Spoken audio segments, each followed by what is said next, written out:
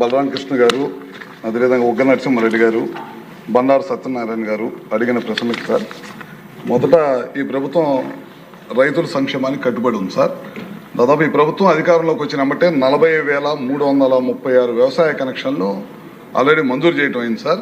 22,709 connections already రైతులకు ఇచ్చి వినియోగంలోకి తీసుకుని వచ్చాం సార్. అది కాకుండా మిగతా బ్యాలెన్స్ కూడా కంప్లీట్ చేస్తాం సార్. అదే కాకుండా ఇందాక చెప్పినట్టు దాదాపు 60,000 కనెక్షన్స్, 69,975 కనెక్షన్స్ ఇంకా పెండింగ్లో ఉన్నాయి సార్. దానికి గాను మళ్ళీ 40,000 ఇవ్వటమే కాకుండా మళ్ళీ 20,000 కనెక్షన్స్ ఒక 4 రోజుల క్రితం మళ్ళీ కూడా శాంక్షన్ చేయడం జరిగింది సార్. ఎప్పుడు లోపల కంప్లీట్ చేస్తానన్నారు. ఈ సమ్మర్లో మెటీరియల్స్ అంతా ప్రొక్యూర్ చేసి ఖచ్చితంగా రేపు వ్యవసాయ సీజన్కి వీటన్నిటి కూడా రైతులకు అందుబాటులో తీసుకొస్తాం సార్. అదొకటి. ముఖ్యంగా చాలామంది సభ్యులు అడిగింది ఏంటంటే పగటిపూట వ్యవసాయానికి విద్యుత్ ఇవ్వమని అడుగుతున్నారు సార్. గత ప్రభుత్వం నిర్లక్ష్యం వల్ల మనం పూర్తి స్థాయిలో 9 గంటలు కంటిన్యూస్గా కరెంటు పగలపూట ఇవ్వలేకపోయాం సార్. ఎందుకంటే కేంద్ర ప్రభుత్వం ఇచ్చిన పిఎం కుసుమ్ అనే కార్యక్రమాన్ని గత ప్రభుత్వం నిర్లక్ష్యం చేసింది.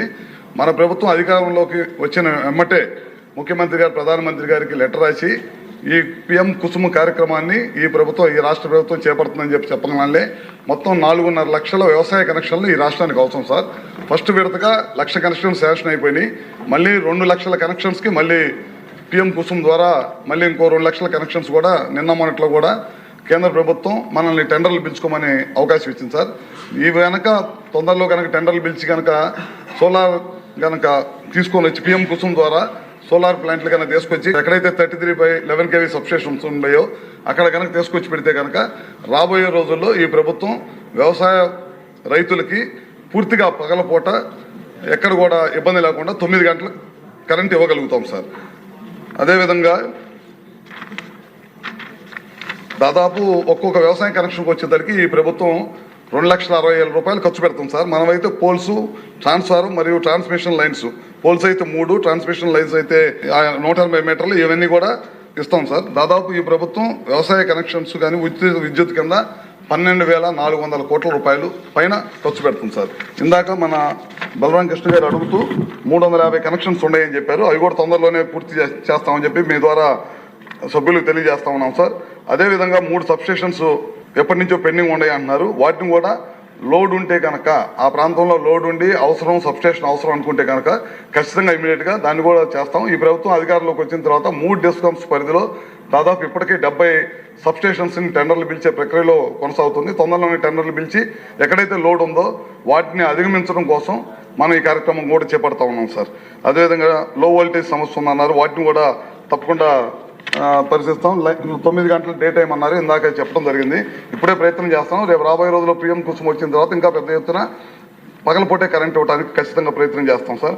అదేవిధంగా ఉగ్గ నరసింహారెడ్డి గారు అడుగుతూ థ్రెఫ్ట్ ట్రాన్స్ఫార్మర్స్ చాలా ఎక్కువగా ఉన్నాయి సార్.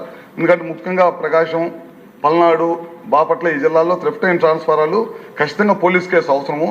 పోలీస్ డిపార్ట్మెంట్ వాళ్ళకు కూడా చెప్పడం జరిగింది సార్.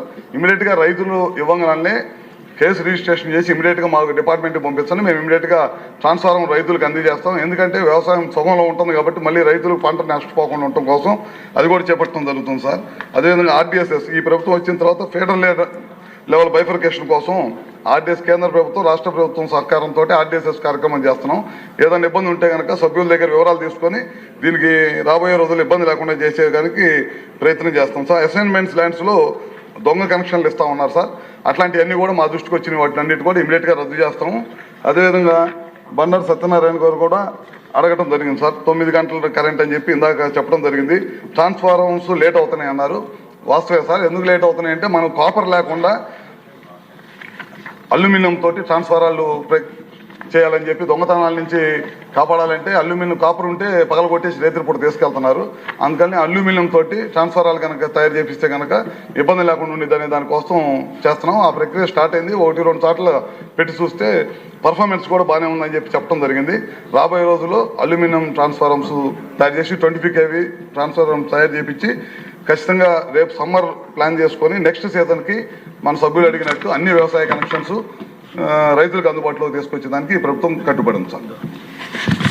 బహుశా ఈరోజు మంత్రి గారు మీరు చూసుంటారు, గతంలో ఒక దగ్గర 1000 రూపాయలు కొనదు, ఇంకో దగ్గర వేరే డిస్కౌంట్లో 5000కి అలా కొంటున్నట్టుగా అది కూడా అన్ని చోట్ల ఆ లోయెస్ట్ ప్రైస్ ఉండేలాగా జస్ట్ ఫర్ ఇన్ఫర్మేషన్ అంతే. ఆ రోజు చూసాం కాబట్టి 3 డిస్కమ్స్లో 3 రకాలైన రేట్లు ఉన్నమాట వాస్తవం. గతంలో అన్నీ కూడా ఒకే రకమైన రేట్లు ఉండాలనే దానికోసం ప్రయత్నం చేస్తున్నాం. స్తంభాల రేట్లు కానీ ట్రాన్స్ఫార్మర్ రేట్లు కానీ గతంలో భారీ ఎత్తున ఎక్కువ రేట్లు పెట్టుకున్నారు. అన్నీ కూడా ఒకే విధంగా ఒకే రకమైన ట్రాన్స్ఫారాలు ఒకే రేటు కొనే విధంగా ఈ ప్రభుత్వం చేస్తుంది సార్.